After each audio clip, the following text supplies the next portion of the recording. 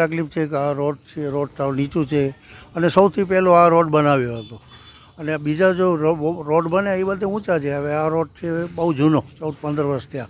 હવે આ રોડની ખામી છે. હવે અહીંયાથી એટલો ફકરો બનાવી દે, અહીંયા એટલો બધો ગટરનું પાણી બનાવે છે. હવે આ મસ્જિદ છે એની અંદર અમને નમાઝ પડવા જાવો છે, નમાઝ હર હાલમાં માફ નથી.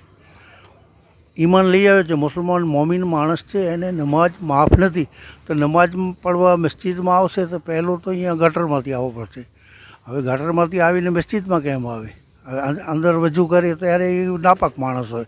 એટલે મહેરબાની કરીને અમે તંત્રને, આપણા કારોબારીવાળાને ઘણા બધાને યાદ કર્યો છે, કાઉન્સિલરને, નગરપાલિકાઓને અનેક ફેરા કીધું છે.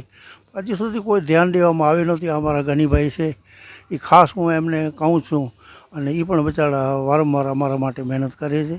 હું ખાસ કરીને તમને બધેને કહું છું, હિન્દુ મુસ્લિમ આપણે બધી એક છીએ. આપણે કોમી, કચ્છની એકતા કોમી છે. કચ્છ એટલે માનો પેટ કેવા ખબર છે. આપણે બધે હેડી મેળીને અહીંયા આપણે રહ્યા છીએ ને હંમેશને માટે રહેશું. અને હવે મસ્જિદનો કામ છે, આટલી બધી મોટી વસ્તુ નથી. તો મહેરબાની કરીને આનો તમે કાંઈ પણ ઉકેલ લાવો. અને અમારી પાક સાફ જગ્યા છે, અમને એમ નમાજ પડવી પડશે. આપણા મંદિરની બાજુમાં એવું હોય ને તો પણ ન ચાલે. શું કામ કે આ નમનની બધી વસ્તુ છે, અહીંયા નમાજની વસ્તુ છે.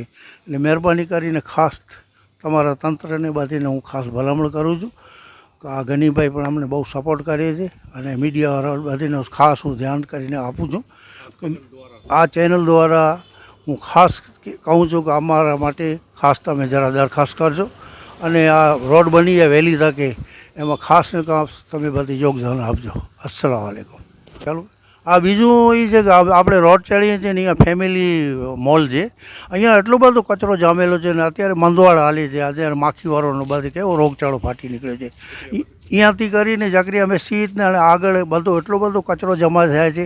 અને જકરિયા મસ્જિદ કરીને તો લાઇટ નથી, બિલકુલ મેઇન રોડ છે, લાઇટ નથી. મહેરબાની કરીને આપણે એક અલ્લાહનું ઘર છે, એમાં તમે ખાસ ધ્યાન આપજો. અને ઉहाँ પણ ઇબાદત થાય છે, નમાજ પઢાય છે, પણ ત્યાં કચરો બહુ જમા થાય છે ને લાઇટની કોઈ વ્યવસ્થા નથી.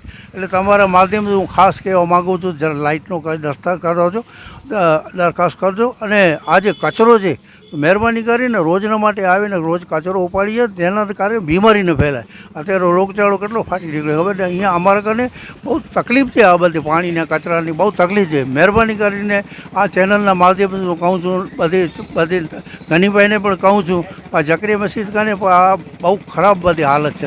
કચરો બહુ છે, લાઇટ છે નહીં. મહેરબાની કરીને એના પર ધ્યાન દેજો. અસ્સલામ વાલેકુમ. બોલું છું અને હું એ કહેવા માગું છું કે આ વરસાદના મોસમના કારણે પાણીની સમસ્યા ઘણી વધી રહી છે. અને આ રોડ ઉપર પાણી ભરાવાના લીધે નમાજીઓને મસ્જિદમાં આવવામાં તકલીફ ઊભી થાય છે. અને ગટરો ભરાતી જાય છે. અને ગટરો ભરાતા એ મચ્છરો થાય છે. અને આ મચ્છરના લીધે ઘણી બીમારીઓ ઉત્પન્ન થાય છે. એ બીમારીનો નિકાલ કરવા માટે આપણે આ રોડની સુવિધાને સુધારવા માટે તમને અપીલ કરીએ છીએ કે આ સુવિધાને તમે સુધારો અને આ સુવિધાનો નિકાલ થાય. એ નિકાલને લીધે આ તકલીફોથી રાહત મળે અમને. હું કુંભાર રઝાક, જકરિયા મસ્જિદ જો ખાદિમ. જકરિયા મસ્જિદ જે સામે જો કચરો ફોગાયમાં છે તો એ મહેરબાની કરીને તંત્ર કે અसां रिक्वेस्ट कयूं था કે टाइमसर हिकिड़ो कचरो खणी गिने, ॿियो असांखे कचरा हिकिड़ी पेटी वॾी रखी ॾिए. ॿियो कचरो मस्जिद जे सामे जेको फुगाईं था इन खे पण विनती आहे कि कचरो मस्जिद जे सामे न फुगाईं. वरसाद जो टाइम आहे, हिन में मख मच्छर थिए थो, बीमारी थिए थी, गंदगी थिए थी मस्जिद जे सामे. એટલે મહેરબાની करे तंत्र खे असां रिक्वेस्ट कयूं था कि टाइमसर हिकिड़ो खणी गिने कचरो.